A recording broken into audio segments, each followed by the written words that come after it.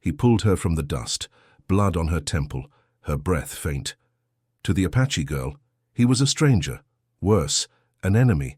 But in that moment, the rich cowboy saved her life. She had no idea that one act would bind her future to his, in ways neither could escape.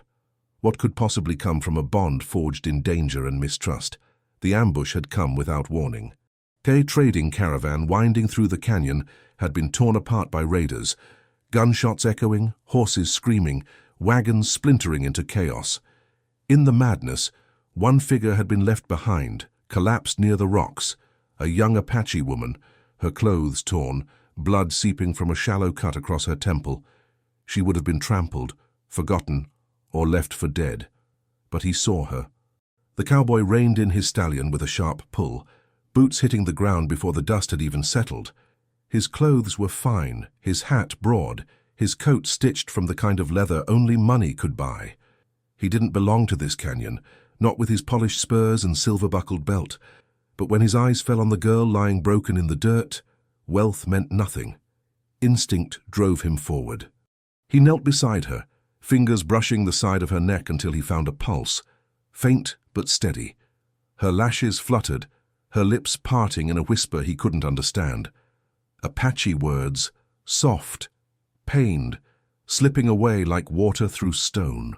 "Easy," he muttered, pressing his hand against the wound on her head, steadying her. "You're not gone yet." For a man who had built his life on deals, land and cattle, it was strange how quickly everything narrowed to this one fragile breath. He lifted her gently into his arms, her weight light but heavy with consequence. The raiders' gunfire still echoed in the distance, but he ignored it, pulling her onto his horse and climbing up behind. The stallion surged forward, hooves striking sparks from the rock. Dust and smoke trailed behind as he pressed her against his chest, whispering words she could not hear. By the time they reached the safety of a ridge, her eyes opened again. She looked up at him, confusion and fear colliding in her gaze. She saw his fine clothes, his pale skin, the silver chain at his neck. He was not one of her people. He was the other, and yet he had saved her. She swallowed hard, her voice a faint rasp. "Why?" The cowboy looked at her, the weight of her question heavier than the gun he carried. He didn't have an answer yet. All he knew was that something had begun, and nothing in either of their lives would be the same again. The stallion slowed as it climbed the ridge, its sides heaving with the strain.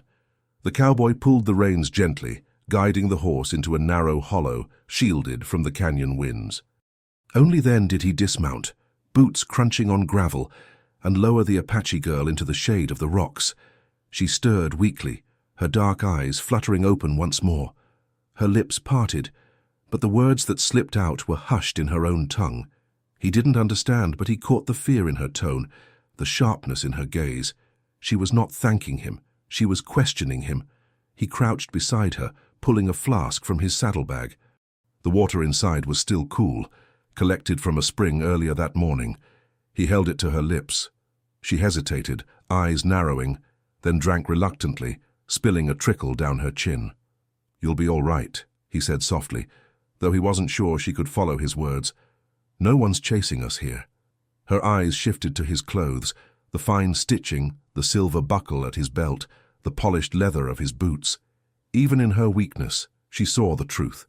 This man was no drifter, no ranch hand scraping for coin. He was a man of means. He read the mistrust in her stare, the way her jaw clenched even as she swallowed more water. "You don't know me," he admitted, his voice low, "but I couldn't leave you back there." The truth was he had no reason to be in this canyon at all. His life had been carved far from here. Acres of land stretching across the plains, cattle grazing under the watch of hired men, a house with polished floors and curtains imported from the east. He had money, more than most men could dream of, and he had lived for years believing it made him untouchable. But lately the riches had begun to rot in his hands. His nights were long, his table empty. The laughter of companions at saloons rang hollow. The faces of women he paid to share his bed blurred into one shapeless memory. He had wealth, yes, but he had no meaning. He hadn't told anyone why he'd ridden into Apache land that week. Not his foreman, not his banker, not even himself. Maybe it was boredom. Maybe it was the ache of searching for something money couldn't buy. Or maybe, though he wouldn't admit it, he had been chasing a ghost, the faint memory of a mother who once told him that a man's worth wasn't in the land he owned, but in the lives he touched. Now, as he looked at the girl lying on the ground before him, that memory struck sharper than ever. She tried to push herself upright, her limbs trembling. He reached to steady her, but she flinched, pulling back as if his touch burned. She spoke quickly in Apache, her words laced with bitterness. Though he couldn't understand, he felt their weight. Her eyes said what her tongue did not. "You are not one of us. You are the reason my people suffer. Why should I trust you?" He pulled his hand back, lowering his eyes. "You don't have to like me," he muttered. "But if I hadn't pulled you out, you'd still be bleeding in the dirt. That's the truth." The girl's breath came shallow, her chest rising with pain. Still she met his gaze, unflinching.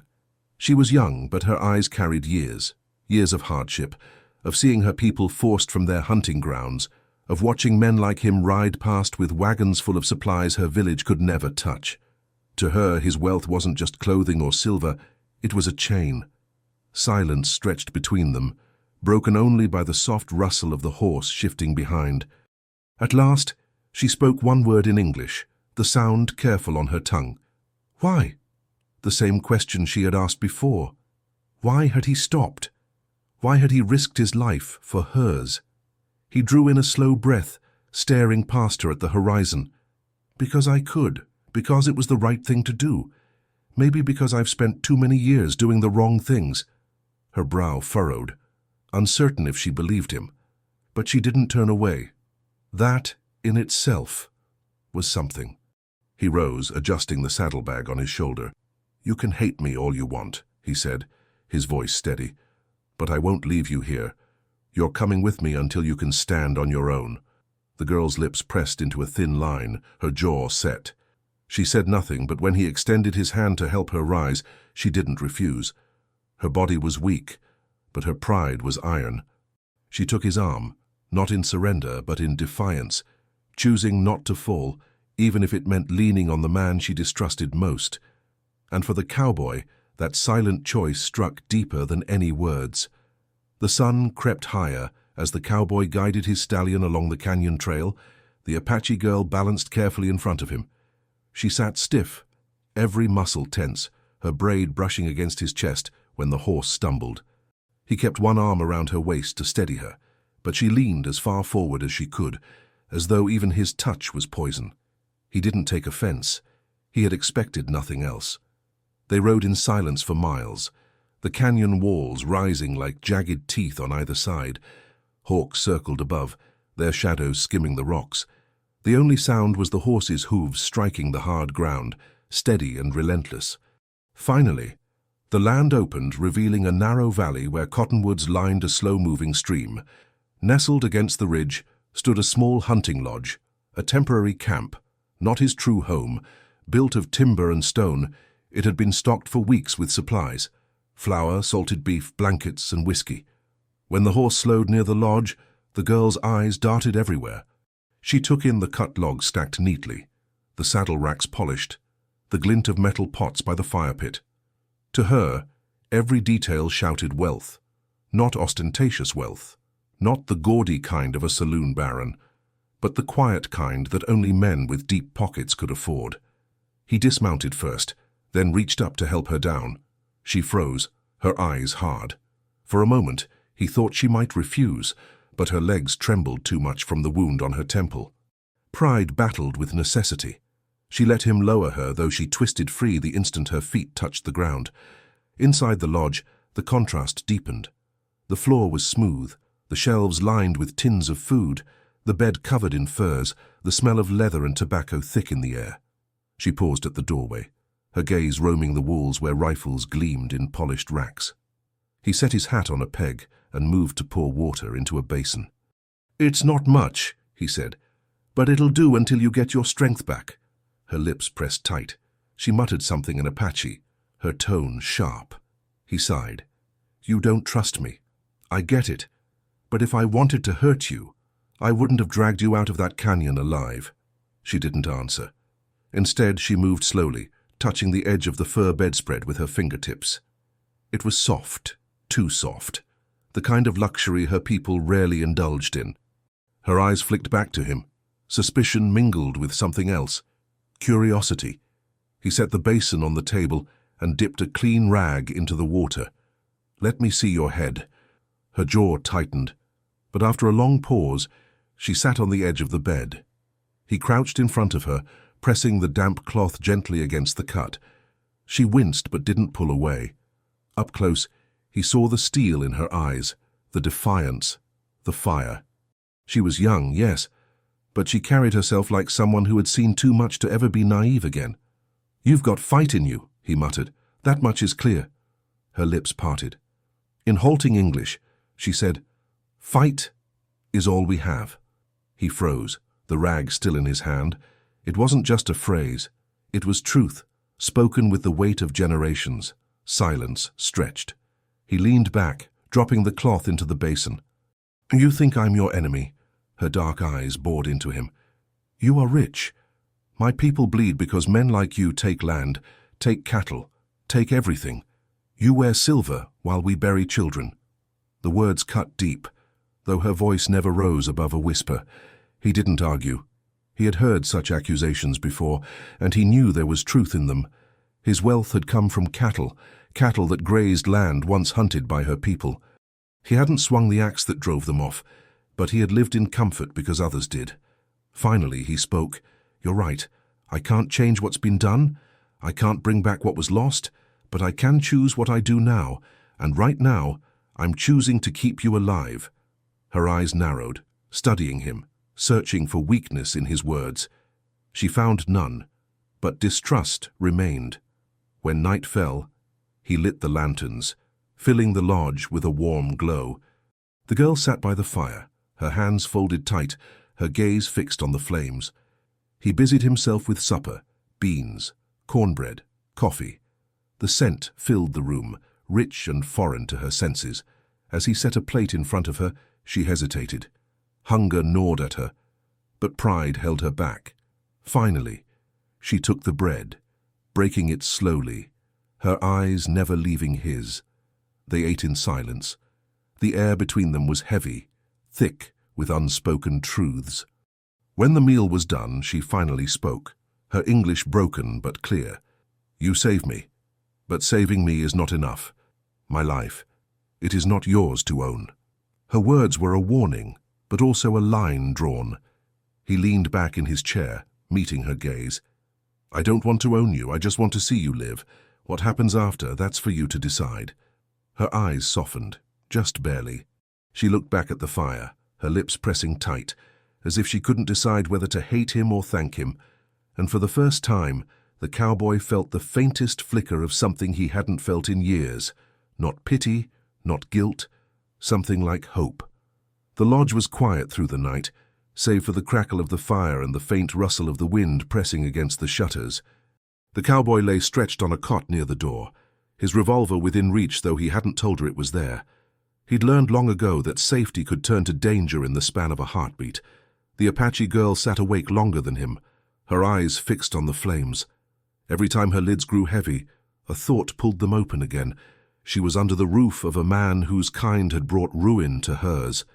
He had saved her, yes, but at what cost? What debt would he demand?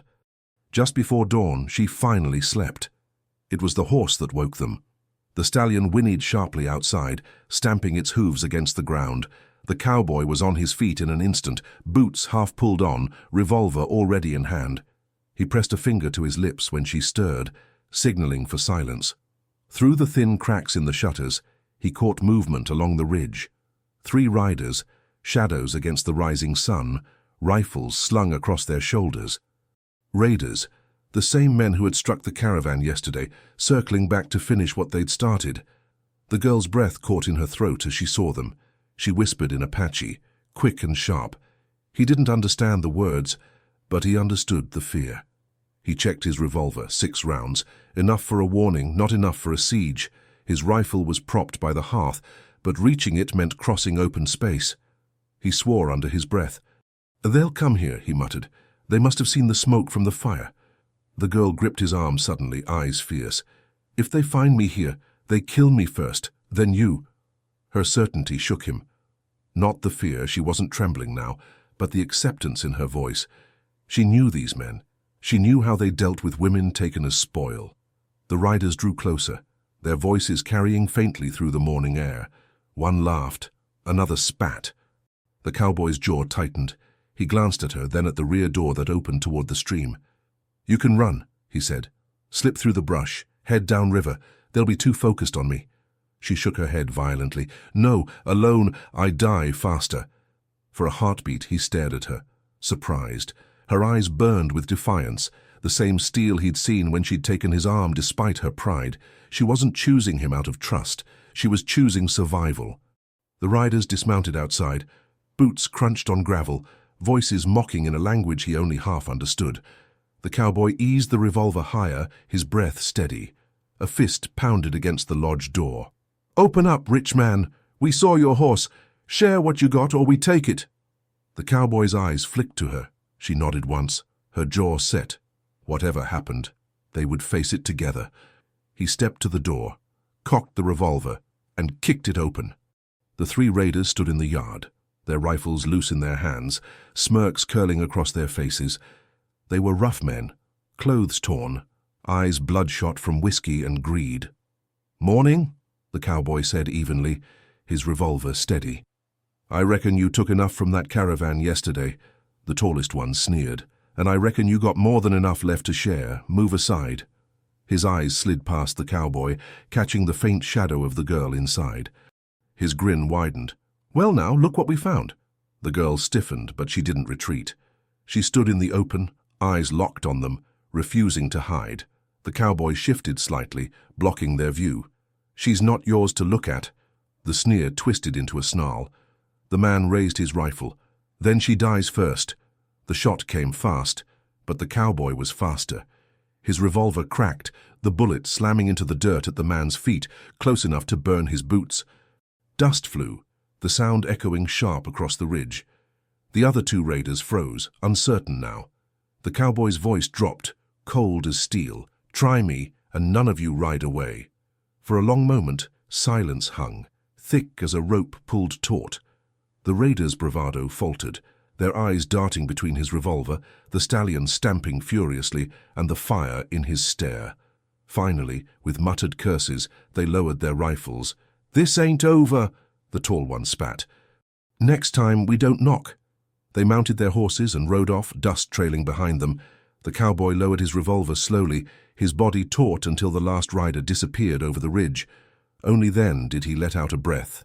The girl stepped beside him, her face pale but unbroken. She whispered something in Apache, then switched to broken English. "You saved me." Again. He holstered the revolver, his eyes never leaving the horizon. "Don't thank me yet." "They'll be back." She looked at him, her expression unreadable. For the first time, she seemed to see more than the silver on his belt or the polish of his boots. She saw the man who had stood between her and death, twice, and she realized that staying with him might be the only chance she had. The raiders' dust had long settled, but their threat lingered like smoke. The cowboy secured the lodge door with an iron bar, then paced the room, revolver still in his hand. The girl sat by the fire, her body taut, her eyes following every step he made. She didn't flinch anymore. She measured him, as if trying to fit this wealthy stranger into a shape that made sense. At last, she spoke. "They come back." Her voice was flat, certain. He holstered the revolver, exhaling slowly. "I know. Men like that don't quit when they smell blood. They'll want revenge for being turned away." She studied him, then tilted her head. "Why are you here?" The question was sharp, pointed like a blade.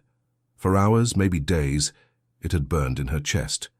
He was not like the other drifters, lean men chasing scraps. He was dressed too fine, his horse too well fed, his supplies too plentiful. Rich men did not wander into Apache canyons without a reason. He met her gaze, steady but tired. "That's a fair question." He sank into the chair opposite her, the firelight catching the lines on his face. "Back east, I own land. More than most men dream of, cattle, wagons, hands to do the work. Silver in my pockets. Enough that I could have stayed put and lived fat until I died." She frowned. "Then why not?" His jaw tightened. He stared at the fire. The flames reflected in his eyes. Because none of it meant a damn thing anymore. Her brows knit together, confusion flickering. He leaned forward, elbows on his knees. "I buried a wife 3 winters ago. Fever took her before the doctor's wagon even reached the gate. Left me alone in a house too big, with no children, no laughter, no voice except my own echo. You ever hear silence so loud it feels like it crushes your chest?" The girl didn't answer, but her eyes softened. She knew silence like that. Silence after raids, after burials, after the songs of mourning faded and only the wind remained. He continued, voice rough. "I rode west looking for something I couldn't buy. Maybe peace, maybe punishment, I don't know. But the deeper I rode, the more I realized money can't carry you through the desert. It can't keep you warm at night. It can't pull you out of a river when you're drowning. It's just paper and silver." The girl tilted her head, her voice low. "So, rich man come to be poor." He almost smiled, though it was bitter. Maybe I came to remember what it means to fight for something that matters." The words hung between them, heavy, raw. For the first time, she looked at him not as a symbol of the world that had stolen from her people, but as a man stripped bare. A man searching. She reached slowly for the basket of herbs, her fingers working with practiced care as she ground them into paste. Without speaking, she took his hand and pressed the mixture against the scrape on his arm from the duel with the raiders. He stiffened at her touch, not from pain, but from surprise. "You fight for me," she said simply, eyes fixed on the wound. "Not silver, not land, me." He swallowed, his throat dry. "That's what I've been doing, isn't it?" She met his gaze then, her eyes dark and fierce. "Yes. And now you cannot stop." For a long moment they sat in silence, the fire crackling low. Something unspoken passed between them, something that was not gratitude, not obligation, but a fragile bond forming in the cracks of mistrust. But outside, the night grew darker, and danger pressed closer. He knew the raiders would return, and when they did, it wouldn't just be a test of his gun or his courage. It would be the test of whether this bond, born of chance and blood, could withstand the storm. As he settled against the wall, revolver back in his grip, he looked once more at her. "If they come back," he said quietly, "I'll stand, even if it kills me." Her voice was steady, almost fierce. "Then I stand too." The next day dawned hot, the canyon air thick and dry, carrying the faint smell of sage and dust. The cowboy was already awake, his revolver on the table, his rifle propped against the door. He had spent the night sharpening his focus, listening to the silence outside, waiting for it to break. The girl stirred by the fire, her braid tangled from sleep, her eyes heavy but alert. She rose quietly, stepping to the doorway. Her gaze swept the horizon, and what she saw made her lips press tight. A thin trail of dust. Riders, many more than before. "They come," she said simply. The cowboy joined her, his jaw hardening at the sight. 6 riders this time, maybe more, moving fast along the ridge. Their laughter carried faintly even at a distance. These men weren't scouting. They were hunting. "Get inside," he ordered, his voice low. She didn't move. Instead, she grabbed a bow leaning against the lodge wall, strung with sinew, arrows bound in a quiver at her side. She drew one, testing the pull. Her eyes flicked to him, sharp as a blade. "I fight too." He stared at her for a moment, then nodded once. There was no time for argument. The riders came fast, dust rising behind them like a storm. The cowboy set his rifle on the windowsill, steadying his aim. The girl crouched near the doorway, arrow nocked, her breathing calm despite the pounding of hooves drawing closer. The first raider shouted, waving his rifle, "Rich man, we warned you. Give us the girl and maybe we let you live." The cowboy's reply was a shot that cracked through the air, splintering the post beside the rider's head. The man cursed, jerking his horse back. The fight was on. The raiders spread wide, circling the lodge, gunfire sparking against stone and wood. Bullets punched holes in the shutters, dust flying. The cowboy returned fire, each shot deliberate, controlled. He dropped one rider clean from his saddle, the man tumbling lifeless into the dust. The girl loosed an arrow, the twang sharp, the shaft flying true. It buried itself in another raider's arm, sending him reeling with a scream. She knocked another without hesitation, her eyes blazing. Inside the lodge, smoke and dust filled the air. The cowboy reloaded quickly, sweat dripping from his brow. The girl crouched beside him, her hand steadying the rifle as he aimed again. For a moment, they moved as one, her bow striking from the shadows, his gun booming in reply. The raiders pressed harder, furious now. One dismounted, creeping low toward the back door. The girl caught the movement first. She darted silently across the room, slipping out through the rear before the cowboy could stop her. He cursed under his breath, firing again to keep the others back. Then a scream split the air. Not hers, but the raiders.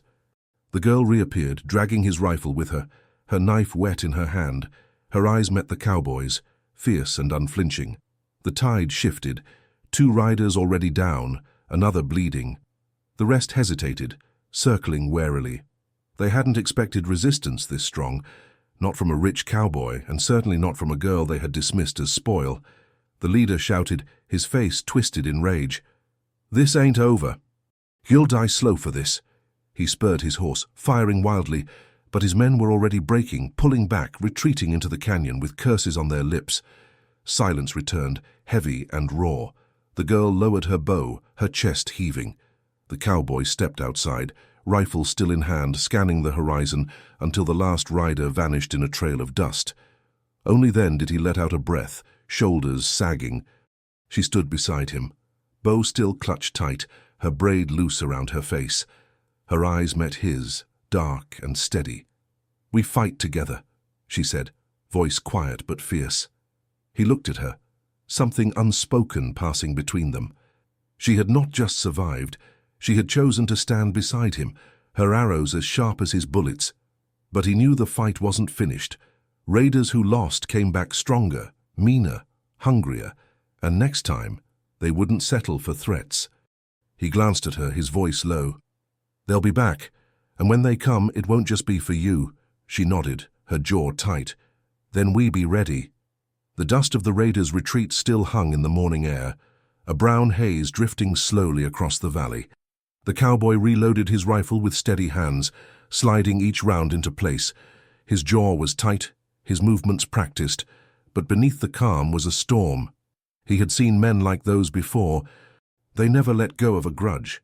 The Apache girl walked the perimeter of the lodge, her bow still strung, her eyes sharp.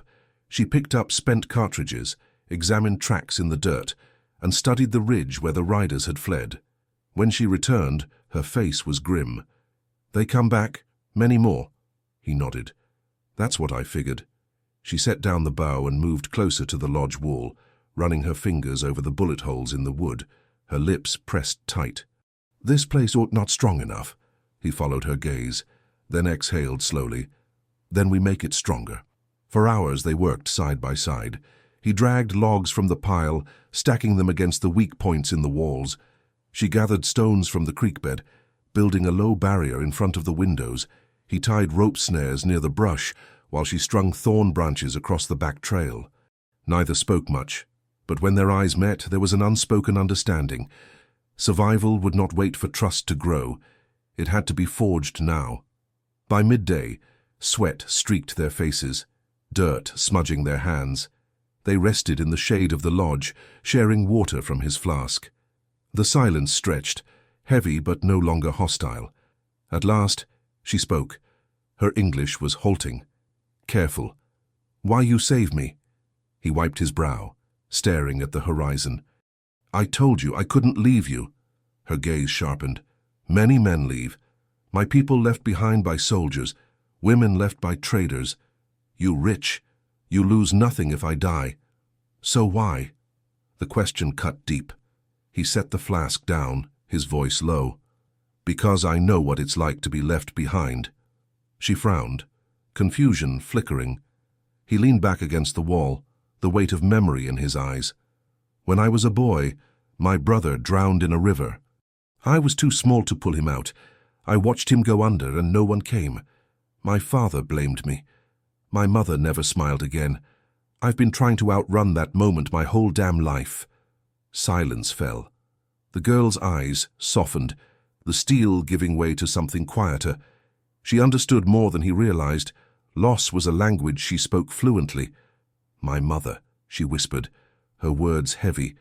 "Taken by fever when I was small. My father fight many battles, but he could not fight that. After, I care for sisters. Too young, too weak. Always me to protect. Always me to fight." Her hands clenched in her lap. "I am tired to fight." For the first time, her eyes dropped, her shoulders sagging under a weight she rarely revealed. The cowboy studied her, then reached for a strip of leather torn from a saddlebag. He handed it to her quietly. "Here." "For your hands." She frowned, puzzled, then realized he meant it as a binding for the calluses and cuts. Slowly, she wrapped the leather around her palm. It wasn't a grand gesture, but it was practical, real, protection offered without pity. When she looked back at him, her voice was steadier. "Maybe we both tired, but still we stand." He gave a faint smile. "That seems to be the only thing I'm good at." Their shared silence after that was different. Less sharp, more like the pause between breaths. They had shown each other pieces of their wounds, and in doing so, built something harder to shatter than wood or stone. As the sun dipped, they finished the last of their preparations. The lodge looked less like a hunting cabin and more like a fortress now, rough, makeshift but solid. Snares waited in the brush. Barricades stood in place. Rifles and arrows were lined by the door. That night, they sat by the fire again, closer this time. He poured coffee into 2 tin cups, sliding one toward her. She hesitated, then accepted, sipping with a wrinkle of her nose at the bitter taste. He chuckled softly. "Not as good as what you're used to, huh?" Her lips curved, the faintest hint of a smile. "Better than river water." The sound of her voice, lighter than it had been in days, settled something inside him. For the first time since he'd pulled her from the dust, he felt not just duty but connection. Yet the threat still loomed. The raiders would come, and when they did, the barricades and snares would be tested. But so would they. For now, though, they sat in the glow of the fire, 2 lives bound by chance and choice, waiting for the storm they both knew was coming.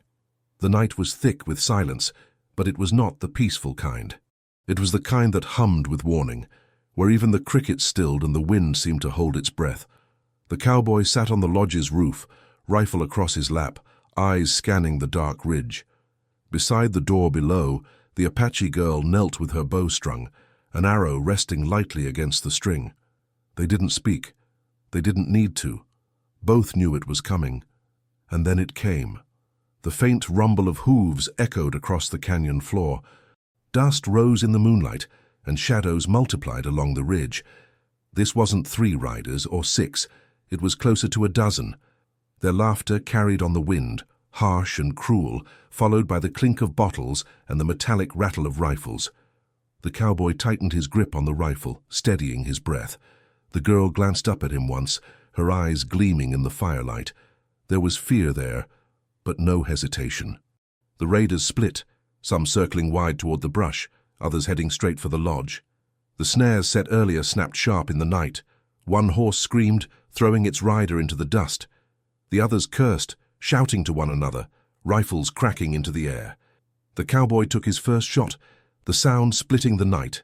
A raider tumbled from his saddle, crashing into the dirt. Before the others could react, the girl's arrow flew, piercing another's thigh. He howled, stumbling as his horse bolted. Gunfire erupted. Bullets smashed into the lodge walls, wood splintering, dust spraying. The barricades held, but only barely. The girl ducked behind the stone barrier she had built, loosing another arrow that struck a rider's shoulder and spun him sideways. The cowboy reloaded fast, sweat dripping from his brow. "They're pushing hard," he shouted. She didn't answer, but her bowstring sang again, arrow after arrow slicing into the night. The raiders pressed closer, shouting curses, firing wild into the lodge. One tossed a torch, the flame spinning through the air. It struck the outer wall, fire licking across the wood. "Damn it!" the cowboy growled, scrambling down from the roof. He grabbed a bucket from the stream barrel, dousing the flames before they spread. Another bullet hissed past his ear, splintering the bucket's handle. The girl's voice cut sharp through the chaos. "Behind!" He spun just as two raiders rushed the rear, knives glinting. He fired once, dropping the first. The second lunged, tackling him to the ground. The revolver clattered away, dirt filling his mouth as fists hammered his ribs. The girl loosed an arrow, but the raider twisted, the shaft grazing his shoulder instead of piercing his chest. He roared, raising the knife high. The cowboy seized the man's wrist, straining, his burned feet digging into the dirt. Pain ripped through him, but he shoved upward, twisting until the knife fell loose. With a desperate heave, he rolled, slamming the raider's head into the ground until the man went limp. He staggered upright, chest heaving, mud and blood streaking his face. The girl stood in the doorway, bow trembling in her grip. Another arrow knocked. Their eyes met, fierce and unyielding, but the fight wasn't over. The leader of the raiders rode into the clearing then, his face twisted in a grin, his coat lined with bullets. He raised a rifle and fired into the sky, the shot echoing like thunder. "Enough games," he bellowed. "We'll burn you out if we have to." His men cheered, circling, torches flaring in their hands. The cowboy grabbed the rifle by the door, leveling it at the leader. His voice was hoarse but steady. "You want me? Then come and take me." The leader laughed, swinging off his horse. "Gladly." He advanced, rifle loose at his side, knife gleaming in his other hand. The circle of raiders tightened, their shouts growing louder, firelight flickering across their faces. The girl stepped forward, planting herself beside the cowboy. Her bow was raised, arrow aimed directly at the leader's chest. Her voice was steady, carrying clear across the square. "You touch him, you die." For a moment, the leader paused, his grin faltering. The sight of the Apache girl standing shoulder to shoulder with the rich cowboy, her enemy by birth, her ally by choice, shook even him. But the moment passed, and his sneer returned. "We'll see," he growled, lunging forward. The cowboy met him head-on, rifle and knife clashing in the firelight. The girl's arrow poised to strike at the first opening. Around them, the raiders roared, the circle closing tighter, the night about to ignite in blood and fire. The leader's boots slammed into the dirt as he lunged forward, knife gleaming in the firelight. The cowboy braced, rifle gripped tight in his hands, the barrel raised like a staff rather than a gun. The crowd of raiders closed in around them, their shouts echoing off the canyon walls, torches casting long, jagged shadows that danced across the lodge. The cowboy swung the rifle hard, the butt crashing against the raider's knife arm. The blade nicked his sleeve instead of his chest, sparks of pain shooting across his skin. The leader snarled, twisting with brutal strength, slamming his elbow into the cowboy's ribs. The crack of bone stole his breath, but he didn't fall, he couldn't. The Apache girl stood at the edge of the circle, bow drawn, arrow steady. Every muscle in her arms trembled, but her aim didn't waver. She tracked the leader's movements, waiting for an opening. The fight crashed forward, two men locked in fury. The cowboy drove his shoulder into the raider's chest, forcing him back, but the man's boot lashed out, catching his burned foot. Agony surged through him. He stumbled, nearly falling, the rifle slipping from his grip. The knife flashed, slicing a shallow line across his cheek. The raiders roared, cheering their leader, their bloodlust rising, but before the blade could strike again, the girl loosed her arrow. It flew sharp, striking the leader's shoulder, piercing through the muscle. He staggered back with a roar of pain, the knife clattering into the dirt. The circle fell silent, shock rippling through the raiders. No one had expected her to strike, not with such precision, not with such defiance. The cowboy snatched up the rifle, swinging the barrel hard into the leader's jaw. The man crashed to the ground, spitting blood, his hands clawing at the dirt. The girl moved to the cowboy's side, her second arrow already knocked, her voice steady despite the pounding in her chest. "Finish this," she whispered. The leader looked up at them, his eyes blazing with hate. "You'll regret this. Both of you." The cowboy raised the rifle, barrel aimed at the man's chest. His breath came ragged, his vision narrowed, the shouts of the raiders fading into silence. He had killed before, but never like this, never with so many eyes watching. never with a choice that would bind more than his own life. He thought of the river, of pulling her broken body from the dust. He thought of every trial since, every wound carved into his flesh, every arrow and bullet that had tested his will. He thought of her, standing now beside him, her bow steady, her gaze unflinching. And he lowered the rifle. The crowd gasped. The leader laughed, even through his pain. "Weak," he spat, blood dripping from his lips. The cowboy's voice rang out, low but sharp as steel. "No, stronger than you'll ever be. You live, but you leave. Tonight. If you or your men come back, it won't be mercy you'll find." For a moment, silence hung. The raiders shifted, muttering, unsure. Their leader, groaning as he staggered to his knees, sneered at the cowboy. But when he looked into his men's eyes, he saw doubt, he saw fear, and he knew pressing further would break them. He spat into the dirt, yanked the arrow from his shoulder with a guttural curse, and staggered toward his horse. "This ain't over," he snarled.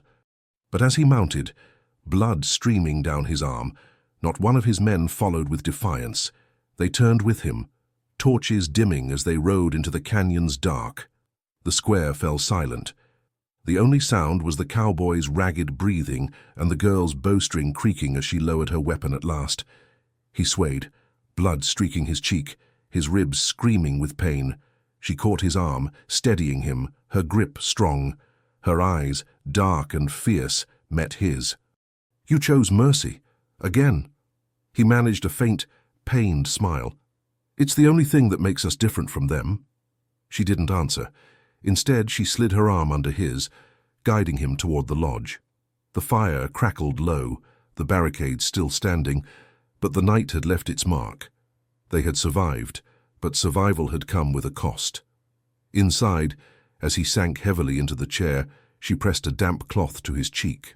Her hands were firm, her voice quiet but certain. "You saved me again, but tonight, I save you too." Their eyes met, and for a long moment, the silence said more than words. The canyon was quiet after the raiders' retreat, but the quiet did not feel like peace. It felt like the pause between storms. The cowboy's wounds burned, his ribs ached with every breath, but he forced himself upright at dawn. The Apache girl was already awake, kneeling by the stream, washing blood from her hands. She did not look at him when she spoke. "My people will come. They will see what happened here." He leaned against the doorway of the lodge, his hat low over his eyes. "And what will they see?"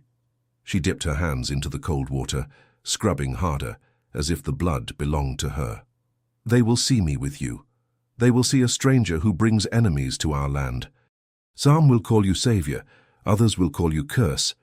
Her words hit harder than any bullet. He had known this moment would come, but knowing didn't soften the blow. By midday, her warning proved true. Riders appeared on the ridge, not raiders this time, but warriors of her tribe. Their paint was bold, their spears bright in the sun, their horses steady as they descended toward the lodge. The girl straightened, her shoulders rigid, her bow lowered but not discarded. The cowboy stepped forward, rifle in his hands but pointed to the dirt. He would not aim it at them, he couldn't.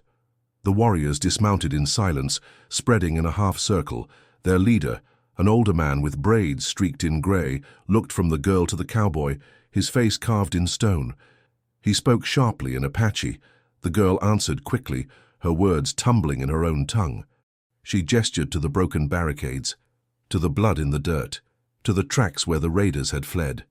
Her voice grew louder, urgent, her hands clenching at her sides. The cowboy caught only fragments, but he understood enough. She was telling them he had fought for her, that without him she would not be standing. But the warriors' faces did not soften. One barked a harsh word, pointing at the cowboy's polished boots, his silver buckle, the fine stitching of his coat. Another spat into the dirt, muttering in disgust. To them, he was still the same as the raiders, an outsider, a thief of land, a symbol of everything that had broken their people. The leader raised his hand, silencing the others. He switched to English, his words slow, deliberate. "You fight raiders, that is truth, but you bring them here. You put her in danger." His eyes narrowed. "Why should we let you live?" The cowboy straightened, ignoring the ache in his ribs. His voice was rough, but steady. "Because I didn't bring them here. They came for her. They would have taken her, killed her whether I was here or not. I stood between them and her because it was the only thing to do. If that makes me your enemy, so be it. But I won't apologize for saving her life." The silence after his words was sharp, brittle as glass. The girl stepped forward suddenly, her voice fierce. "He saved me 3 times. From the raiders, from the fire they threw, from their leader's knife. You want to call him enemy? Then you call me enemy too." Her words rippled through the warriors like shock. They exchanged uneasy glances, muttering. To defy her openly was to shame their own chief's bloodline. The grey-braided leader studied her, then turned back to the cowboy. "You speak well, but words are easy. Trust is not." He gestured to the broken barricades, the burned wood. "We will take her home. You will not follow." The girl's eyes widened. "No," she said, her voice cracking. "I stay." The leader's expression hardened. "Your place is with your people." She shook her head, her braid whipping against her back. "My place is where I choose. And I choose here." The murmurs swelled, some angry, some uncertain. The cowboy's chest tightened. He hadn't asked for her loyalty, hadn't expected it, but hearing it spoken aloud, against her own people, struck him harder than any wound. The leader's eyes darkened. He stepped closer to her, lowering his voice. "If you stay, you turn against us. You shame your blood." She lifted her chin, meeting his gaze unflinching. "No, I honor it. Because I live." Because he fought when others would not. The standoff burned like fire between them, the weight of her defiance heavy in the air. The warriors shifted uneasily, torn between duty and respect, between the old ways and the truth standing before their eyes. At last, the leader turned, mounting his horse. His words were clipped, sharp. "Then you are no longer child of our fire. You are his burden now." The other warriors followed, their faces grim. Within moments, they rode back toward the ridge, leaving dust and silence in their wake. The girl's shoulders sagged, her defiance giving way to a tremor she could not hide. The cowboy stepped to her side, unsure whether to speak. She whispered, voice broken but steady. "Now I have no people, only you." His chest tightened. He wanted to tell her she wasn't alone, that saving her had never been a burden. But the words caught in his throat.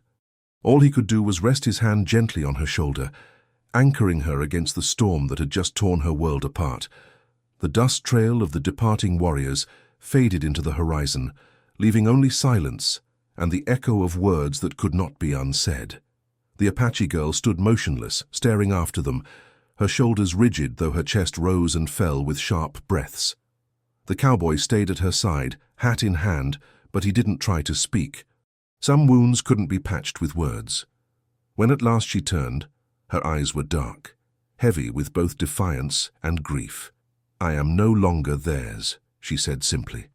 He nodded, though it felt wrong to accept her loss so easily. "You're not alone," he said quietly. "Not while I'm standing." She studied him, as if weighing the truth of that promise. Then she moved past him into the lodge, her braid swinging like a banner carried into battle. The days that followed were slow and heavy. Without the tribe, she had no people, no songs, no fire circle to return to. The cowboy felt the weight of it in every silence, every glance she cast toward the horizon. Yet she did not crumble. She worked beside him, strengthening the barricades, gathering water, tending the horse.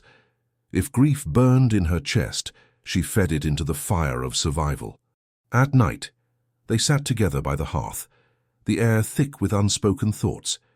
He told her stories of the plains, of cattle drives that stretched for miles, of saloons where a man could lose a fortune in one hand of cards. She listened, her face unreadable, though sometimes the corner of her lips twitched as if caught between disdain and curiosity. One evening, as the flames flickered low, she spoke at last of herself. Her voice was soft, almost reluctant. "When I was small, I carried water for my mother. She taught me to grind corn, to braid rope, to sing the morning songs. When she died, I became mother to my sisters. I did not want it, but no one asked. He listened without interrupting, his gaze steady on her. Her eyes lifted to his, sharp. You think saving me makes you hero? It does not. You only gave me another burden to carry. Now I must live in two worlds, one that hates you, one that hates me. The words were harsh, but they rang with truth. He leaned back, rubbing his thumb across the brim of his hat. Maybe you're right, but I didn't pull you from that canyon to make you carry my weight. I did it because I couldn't ride past and leave you there. If that makes me a fool, I'll take the name. For the first time, her gaze softened. She lowered her eyes to the fire, her voice barely more than a whisper. Fool fat but alive. The bond between them grew in the quiet spaces, when he showed her how to mend a saddle strap, when she taught him to string a bow, when they worked side by side until their hands blistered and their bodies ached.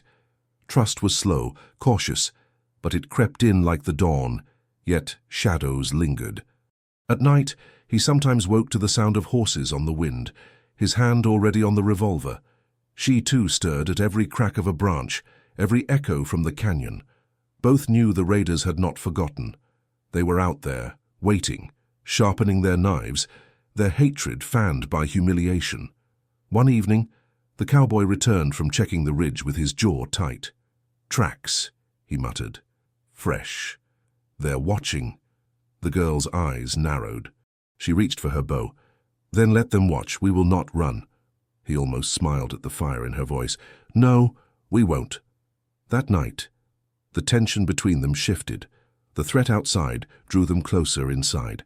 The firelight flickered across their faces as they sat shoulder to shoulder, silent, stretching but no longer heavy. He found himself studying her hands, scarred, calloused, strong. She found herself glancing at him when she thought he wasn't looking, seeing not just the silver buckle and polished boots, but the scars on his knuckles, the wear in his eyes. When their gazes met, neither looked away.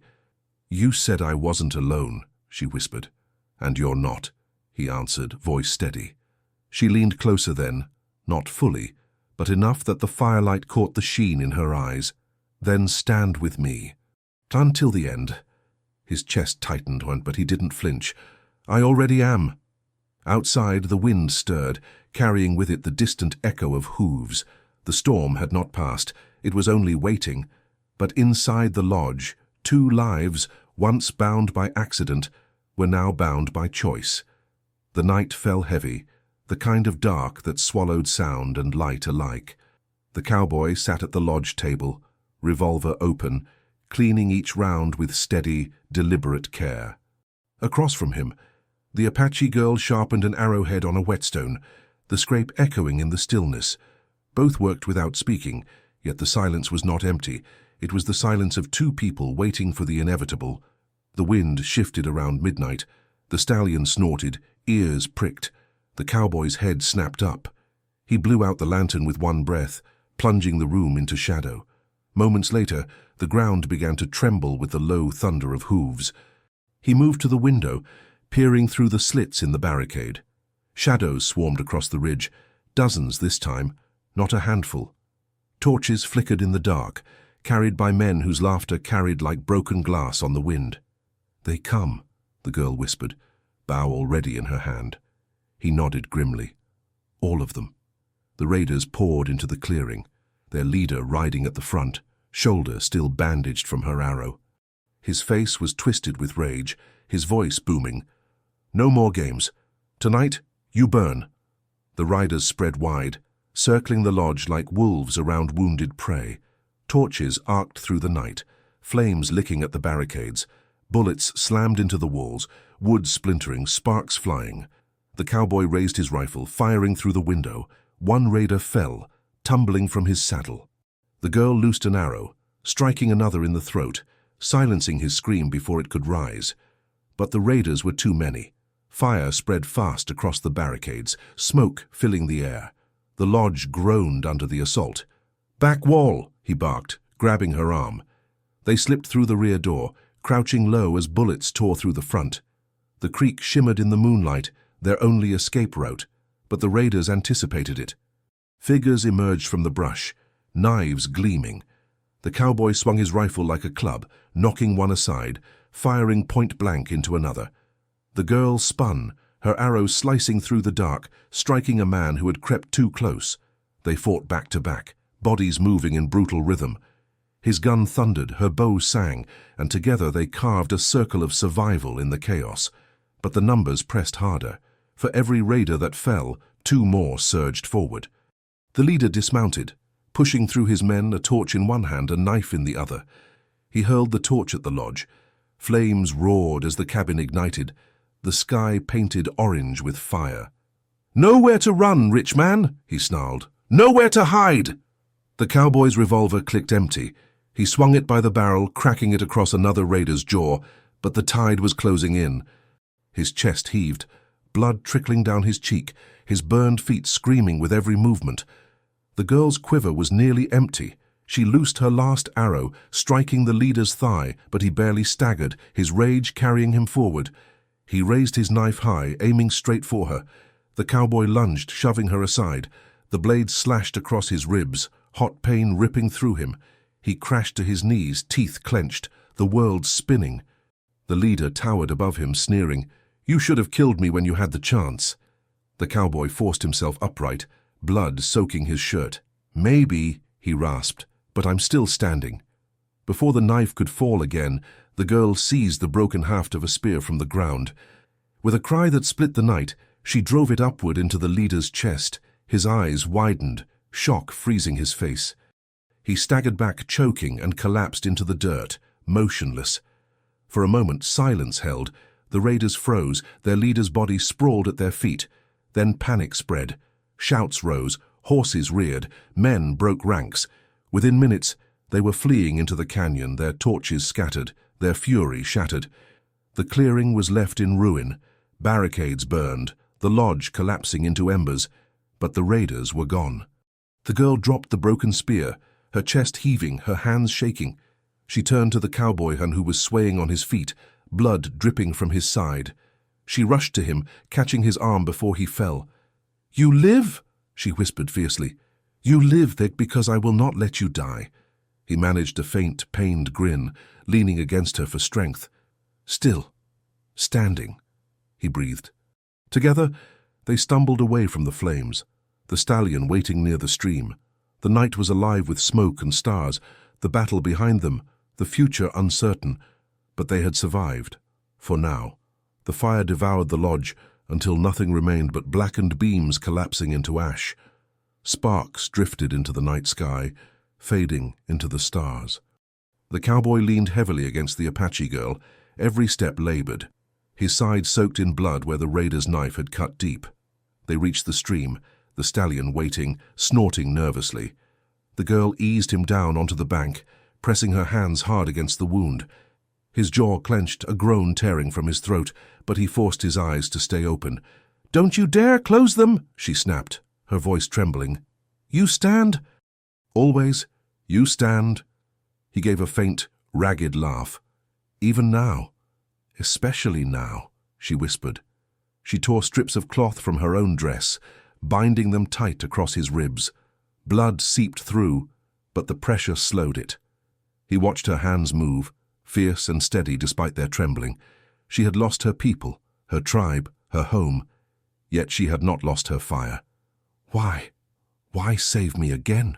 he rasped, his voice thin. Her eyes snapped to his.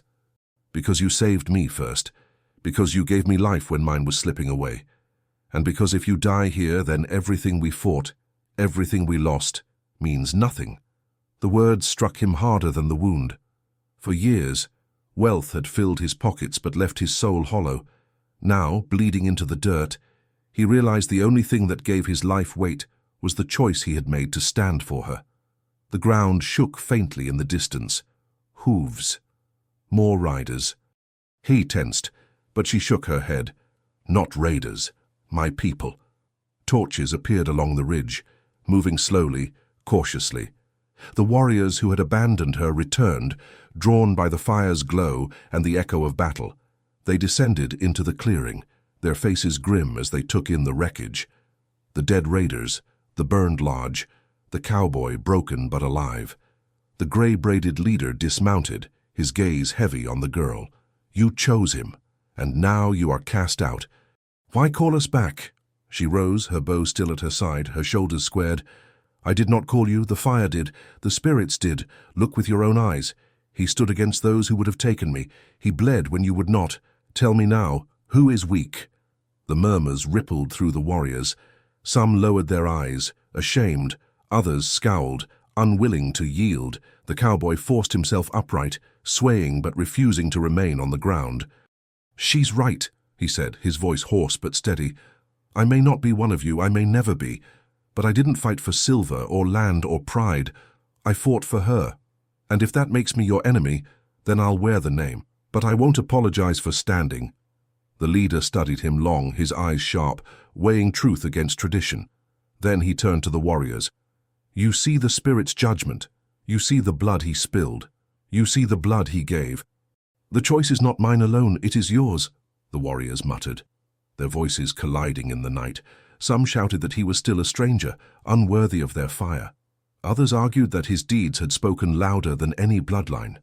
The girl stepped closer to the cowboy, sliding her arm around his waist to steady him.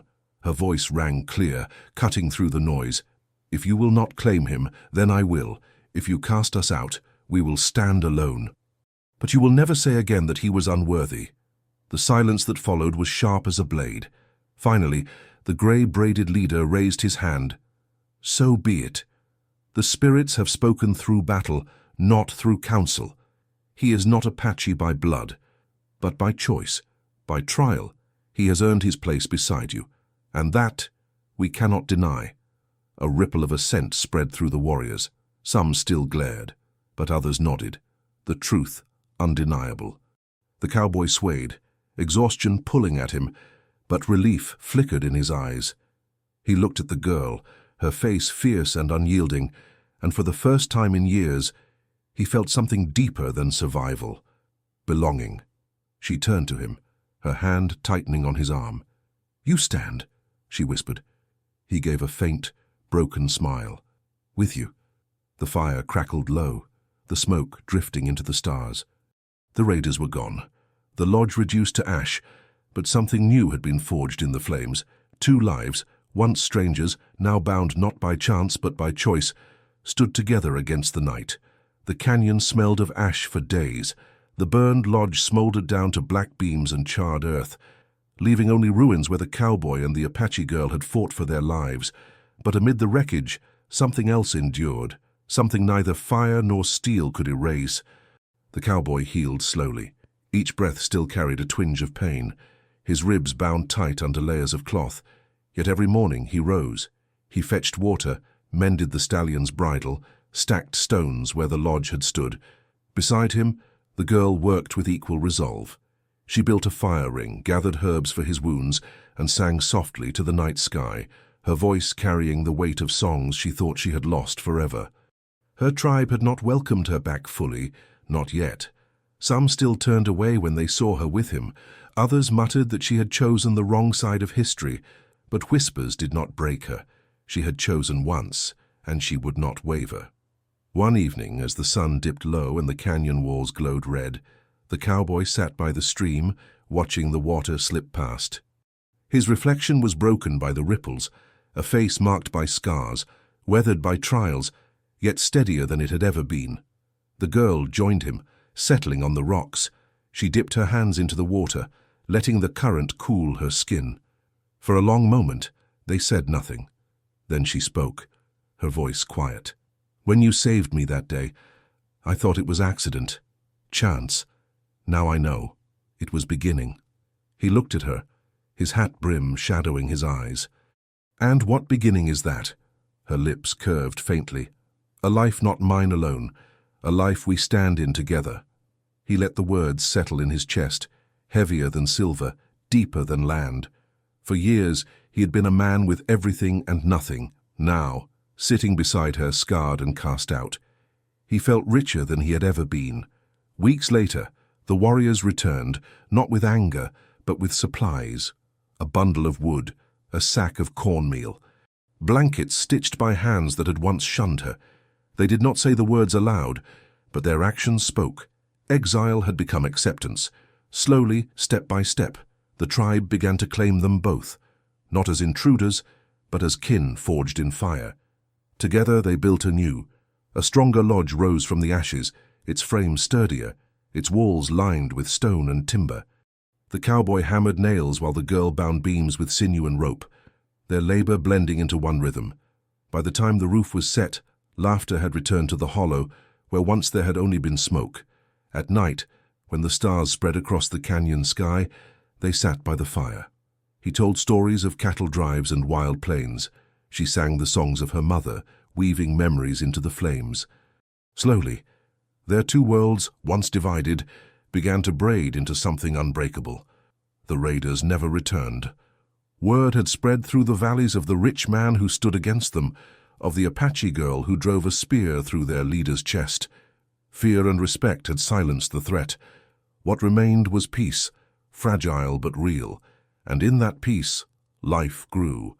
The cowboy stood taller now, not because his wounds had faded, but because he no longer carried them alone. The girl's eyes shone brighter, not because her burdens had vanished, but because she had found someone who chose to bear them with her. Their story was not one of wealth or conquest, but of choice. Choice to stand when it was easier to fall, choice to protect when it was safer to turn away, choice to build when everything seemed broken. And as the firelight flickered across their faces, anyone who saw them would know, sometimes the fiercest battles are not fought with bullets or blades, but with the courage to hold on to one another when the world tries to tear you apart. In the end, it was not riches, nor strength, nor vengeance that bound them together. It was the simple, unshakable choice to stand side by side, even when it cost them everything. If this story touched you, remember, true wealth is not in land or silver, but in the lives you choose to protect. Subscribe to our channel for more powerful tales of courage, resilience, and love that endures against all odds.